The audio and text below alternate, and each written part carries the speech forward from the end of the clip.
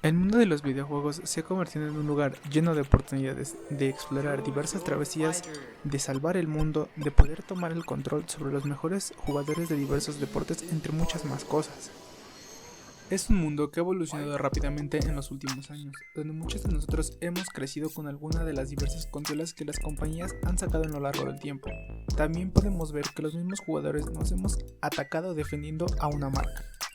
Y a este tipo de personas se les ha dado el nombre de fanboys. Para bien o para mal, es así como el mundo de las consolas ha crecido. Pero el día de hoy vamos a hablar de una de las compañías más importantes como es Sony PlayStation, más específicamente de cómo se creó la PlayStation 1 o PSX.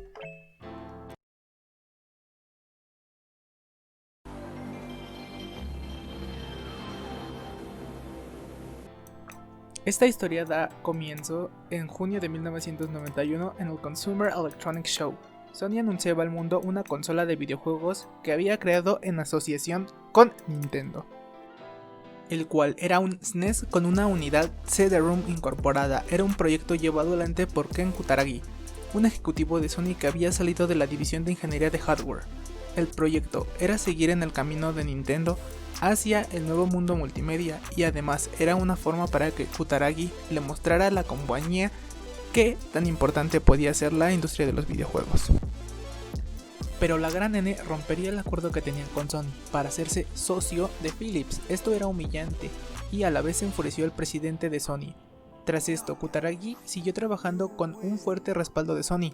Kutaragi armó un equipo de ingenieros que surgían de un motor de gráficos 3D en tiempo real profesional, llamado System G, explica Phil Harrison, quien se uniría a Sony en septiembre de 1992.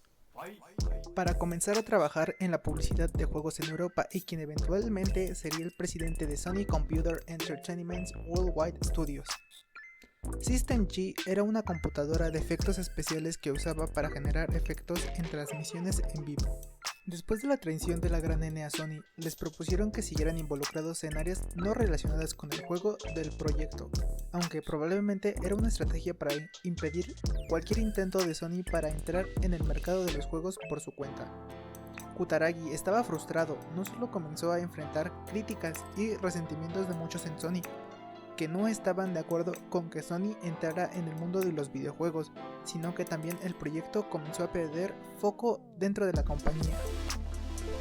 En mayo de ese año, Sony finalmente detuvo las negociaciones y el futuro del proyecto se decidió en una reunión clave convocada por OGA. El 24 de julio, la mayoría de los presentes se opusieron a seguir adelante, pero Kutaragi reveló que había estado desarrollando un sistema basado en CD-ROM propio capaz de renderizar gráficos a 3D, especialmente diseñado para videojuegos, no para multimedia. Cuando le preguntaron a Okna qué tipo de chip necesitaría, Kutaragi contestó que necesitaba 1.000.000 de puertas lógicas, lo que hizo reír a Okna. La producción de Sony en ese momento solo se podía lograr a 100.000, pero Kutaragi contrarrestó. ¿Va a sentarse y hacer que nada ha pasado? ¿Va a dejar que Nintendo haya hecho eso? Este recordatorio enfureció a Oka. Nuevamente, no hay forma de seguir avanzando con una máquina compatible con Nintendo, dijo. Vamos a crear nuestro propio rumbo. Lograr este nuevo rumbo significaba que Oga sacaría a Kutaragi de Sony, porque temía que la fuerte oposición interna al proyecto afectara a Kutaragi. Había una resistencia enorme dentro de la empresa para entrar al mercado de los videojuegos. La visión de Tokunaka para el proyecto era simple: si podemos ser la opción creativa para los desarrolladores de juegos y la opción de negocio para los publicadores, entonces ambos juntos nos van a dar la oportunidad para ser exitosos. Para ser exitosos necesitamos ambos elementos, no podemos tener uno y no el otro. Uno de los puntos cruciales de la campaña de Sony para ganar adeptos fue cuando ofreció una solución para los publicadores de juegos japoneses, que no tenían capacidad e infraestructura. Después de todo, bajo el modelo de Nintendo, Nintendo se encargaba de hacer y distribuir el software. Todos los publicadores con los que trabajamos en Japón dijeron que les encantaba la consola y estaban súper entusiasmados, pero no sabían cómo iban a hacer llegar su software al mercado. En 1994, Sony invitó a todos los publicadores de juegos y desarrolladores a un hotel en Tokio y presentó en el escenario a las 40 personas de ventas que se encargarían de distribuir el software. Era una forma de decir: sabemos que este es un desafío para todos ustedes, así que nos adelantamos y creamos nuestra propia unidad de ventas. El resultado fue que hubo cientos y cientos de publicadores en Japón, había toneladas de productos que se desarrollaban para PlayStation con una amplia variedad en calidad. Se distribuyeron videos mostrando las capacidades de la consola, que para aquel entonces era extraordinaria. En diciembre de 1993 se hizo una presentación a 100 desarrolladores europeos.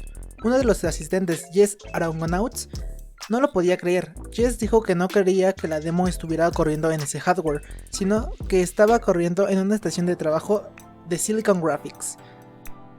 Y tuvimos que llevarlo a una sala aparte, para mostrarle realmente en dónde corría todo. Además del hardware, hubo dos factores que ayudaron a Sony.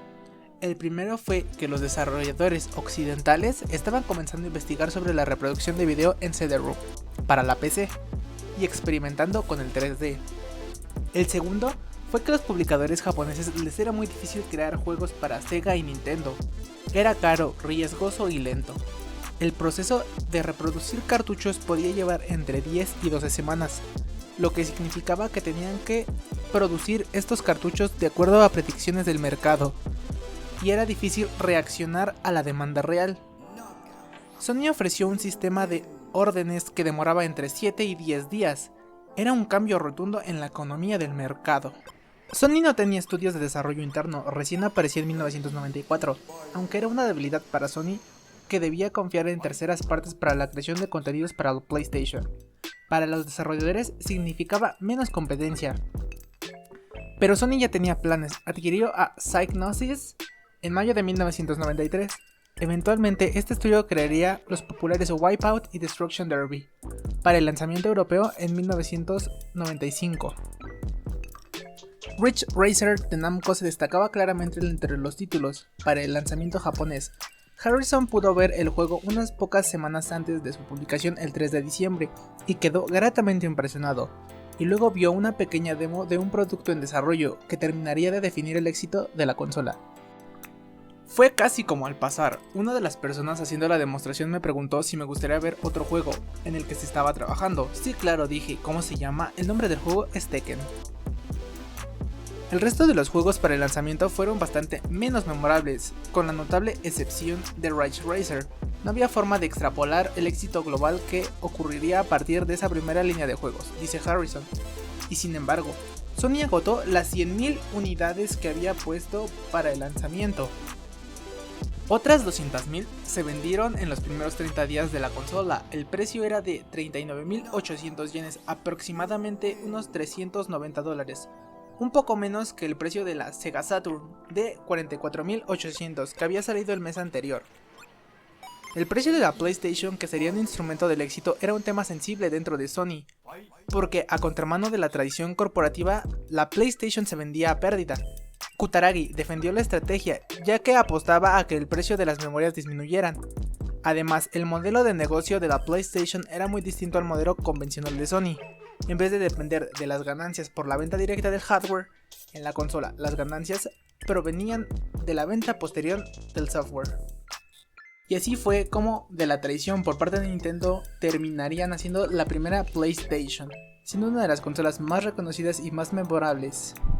Vendiendo alrededor de 102 millones de unidades, esta consola contaba con grandes juegos en el ciclo de su vida, y que hoy en día esos juegos que han marcado un antes y un después, las mismas marcas comenzarían a lanzar remakes como son Resident Evil 1, Resident Evil 2, Resident Evil 3, Spyro, Crash, entre otros. Hoy en día, PlayStation tiene alrededor de 110 millones de consolas vendidas con su PlayStation 4.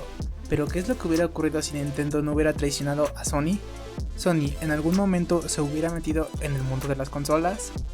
Esto ha sido una mini historia más de cómo fue que Sony se metió al mundo de los videojuegos y la historia de la creación de la PlayStation 1. Si quieren la historia de las siguientes consolas o de alguna otra, déjenmelo en los comentarios. Por mi parte, esto ha sido todo, espero que lo hayan disfrutado y esto ha sido un video más de Recordando la Historia. Adiós.